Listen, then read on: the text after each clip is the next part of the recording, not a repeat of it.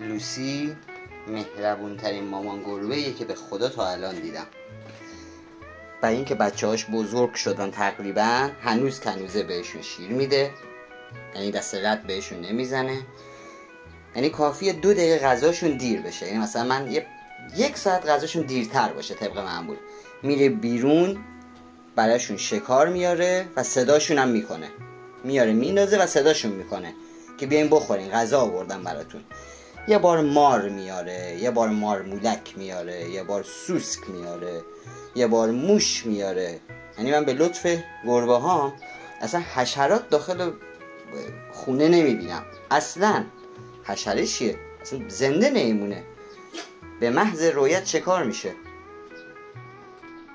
مامان لوسی انقدرم مهربونه. من تو این چند سال مامان گربه زیاد دیدم خب، ولی لوسی واقعا مهربونه.